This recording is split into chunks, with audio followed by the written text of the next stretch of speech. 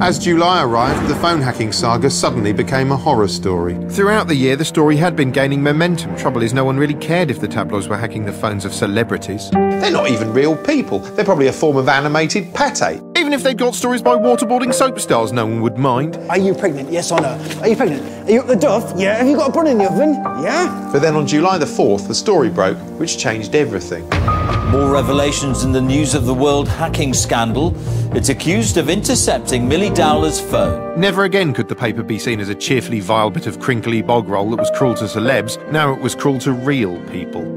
The incredible thing is, the story got worse. The shocking, grim headlines kept coming. It was as if the paper was locked in a deadly game of one-downsmanship with itself. It was actually quicker to list victims of tragedy who weren't involved. I'm surprised the cast of the Poseidon Adventure weren't on the list. Later in the year, The Guardian admitted the screws probably hadn't deleted Millie's voicemails, whoopsie daisy, but they had accessed them, and it's fair to say people weren't impressed. Being a tabloid reporter has never been seen as the most noble of professions, of course, but suddenly it was a career on a par with necrophiliac porn wrangler, and it didn't help that virtually the only person stepping up to defend the Red Tops was former screws hack and walking ethical vacuum in a shabby jacket, Paul McMullen. I've always said that I've just tried to write articles in a truthful way, and, you know, what better source of getting the truth is to listen to someone's messages. Now, that might sound frivolous, but it's also immoral. I have to say, I think you're a walking PR disaster for the tabloids, because you don't come across in a sympathetic way. You come across as a sort of risible individual. God, that is amazing of Steve Coogan. To be able to play both Alan Partridge and Paul McMullen in the same room at the same time. Because we'll no longer be able to expose silly celebrities for taking coke and cheating on their wives, which, to be honest, I always found a bit of fun. And you know, everyone had a go at him. Liverpudlians. You have to ask me who I was before. So you start saying, oh, exposing cook. He didn't even know who I was or what I'd done. Former colleagues. And those people who've been thrown out of work because of things like you and previous people like you have done, and besmirched the name of a good paper. Hugh Grant. Your only motive was profit. You're not journalists, you have no interest in journalism, it's just money, money, money. Now, you should try real journalism, because you're not an idiot, Paul. You could probably do it. He had to eat more shit than David Walliams swimming up the Thames. It was a profoundly depressing sight. You could watch him getting shabbier and shabbier as time wore on, limping from studio to studio like he was just trying to keep warm till viewers began texting in, desperately trying to vote him off. Although I moved up, so my phone's beeping, so I'll just turn that off. Oh, he's still there. I mean, I'd leave him a voicemail, but I don't know if he'd listen to it. Of course, it's all very well sniggering at cartoon tabloid hacks, but what about the editors who employed them? Imagine being a tabloid editor. Must be like working down a shit mine. Imagine going to work every day knowing you're actively making the world worse. Oh, what did you do today, darling? Oh, not much. I ran a story about a Muslim council banning the word chalk because it sounds a bit like pork. Oh, really? Oh, is that true? Nah. Attention quickly focused on the News of the World editors who either did or didn't know what was going on there. Andy Coulson had already claimed total ignorance and resigned twice. Now pressure was mounting on former Wonder Stuff frontman and News International CEO Rebecca Brooks, who'd been instrumental in keeping the News of the Screws going, spending years standing in the newsroom expertly stopping the monitors wobbling. Meanwhile, an unimpressed public was online organising boycotts, trying to bring down the empire with their keyboards. And at the end of the week, the Death Star exploded. Cue excitable headlines from around the globe. Sunday's issue of the News of the World will be the last edition of the paper. This is massive news. I don't think anyone in their wildest dreams could have predicted that it would end like this. We do know tonight that after 168 years, the world is ending. I went and bought the final News of the World. It was an odd atmosphere in the newsagents. No one would look anyone else in the eye. It was a bit like we'd stumbled across the corpse of a bear in the woods and we were silently queuing up to have sex with it. You know how that feels. The thing itself is a curious artefact. It had a strangely muted final front page, as you can see here, thank you and goodbye. Normally when a despised monster is killed, it just lets out a howl like, oh, that should have been really what was on the front page. And the thing itself is the strangest edition of the News of the World ever. First of all, they've got this final editorial saying goodbye. That must have been a tricky thing to write because they had to concentrate on the paper's good points. It must have been a bit like writing the eulogy at Fred West's funeral. I mean, what are you going to say? He was good with his hands, he was virile. There was the usual sort of mix of, you know, here's the good things we did. Look, here's a bum we showed you. And these little farewell messages from readers scattered around like little tragic croutons. Britain will never be the same again, says Les from Manchester. Yes, it will. And then in the middle, they've got this special souvenir pullout. Souvenir pullout of all their greatest front pages. Where is it? Yeah, Kerry Katona doing coke. Proud of that. Look, someone hid a camera in Kerry Katona's bathroom. I don't know, if I hid a camera in a woman's bathroom, I'd expect to go to prison. Luckily, I hide them so well, no one's going to find them. Jacko's deathbed. Now that's tasteful, isn't it? This is the sensational first picture of the bed where Michael Jackson took his last breath. That's nice, isn't it?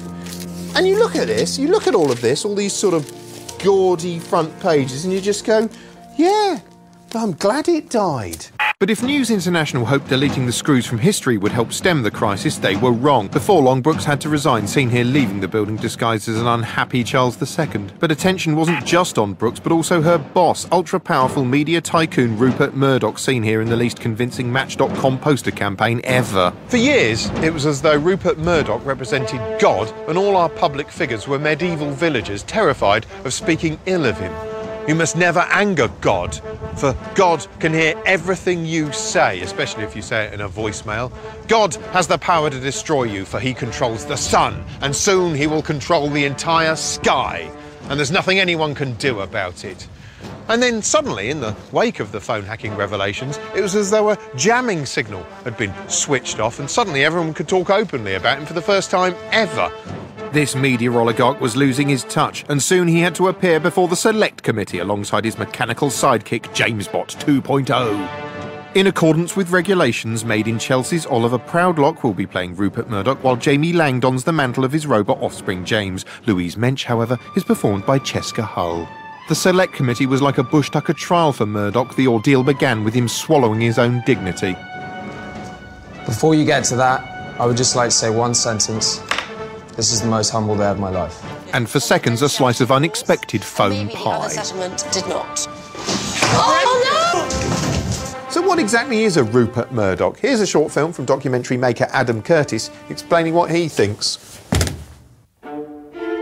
This is the story of how Rupert Murdoch took over the old newspapers of Fleet Street and used them to wage a cultural revolution against the snobbish elites that dominated Britain. But there was a weird logic to Murdoch's revolution that would lead him to intrude ever more deeply into people's private lives and would eventually bring his empire to the brink of destruction. And it talks on the phone. The world's top talking power. Murdoch's populist revolution failed to change Britain's power structure. Yet his failure would open the way for the rise of a new elite who are far more invasive into all our private lives than Murdoch's papers ever were. Well, we'll send one of our best parrot photographers, Betty. How's that? Rupert Murdoch shocked the British establishment right from the start. In 1969, he bought the News of the World and immediately published the diaries of the model and call girl Christine Keeler. They unearthed an old sex scandal about a Conservative politician called John Perfumer, and the British establishment was scandalised. Christine Keeler, the girl who sparked off a drama of government scandals, spying, intrigue and even death. On Sunday, Christine opens her secret diary and tells the first full story in the News of the World. I was young and naive then, but now I've had time to think. This is the first time the public will be able to read the real truth. Do you have any qualms about that as muckraking and going over an old scandal that should be dead and buried by now? No, certainly not. And it shouldn't be dead and buried either. The vicious reaction of the British upper classes shocked Murdoch, and in the 1970s he fled with his young family to the United States. And he used the money pouring in from his British newspapers to start building an American empire. And his personal myth began to take shape, that he was a revolutionary outsider challenging the decadent British system. In 1976, he said in an interview, "In Britain, it's very easy to get sucked into the establishment. I think when people start taking knighthoods and peerages, it's really telling the world that you have sold out. I just wasn't prepared to join the system." And in 1981, Murdoch came back and took his revenge. He bought the Times and made it clear that he was now challenging the hypocritical elites wherever they were in Britain or America. They hate to see someone communicating with the masses. They feel that newspapers, the written word, is not for the masses. That should be left to television, or perhaps to nobody. But there's a great sort of elitism. It was a typical piece of slanting and elitism by the BBC. Well, I don't know what you mean by down market and up market. That is so English, class-ridden snobbery when you talk like that. Over the next 30 years, Murdoch's newspapers promoted a populist idea of democracy. This challenged the idea that anyone could set themselves up in Britain as a superior elite and tell people what was best for them. But there was a ferocious logic to this idea of democracy. Because if everyone was equal, then no one was special. And that had big implications for the celebrities who had become central to Murdoch's newspapers. If they were more famous than the rest of us, it meant they were different from us. And the Murdoch vision didn't like the idea of anyone being different. So celebrities had to be transformed, so they would become more like us. Flawed and unhappy, drinking too much and eating too little, struggling with emotional problems and with cellulite. But most celebrities didn't want to be seen like that. So Murdoch's journalists had to resort to increasingly devious methods to give us the information we craved. The private failings and weaknesses of the famous. Today, Murdoch may be on the way out, but we all still distrust elites. And there is a new empire that offers the same dream of a world without hierarchies where we are in control. It is Google, with its promise of information flowing free of all political control, and where everyone talks to each other as equals. But the price we pay for this is that Google's machines watch us all the time and know everything about us. And they don't even have to pay for private detectives or for phone taps. And the strange thing is, we don't seem to be bothered about this at all.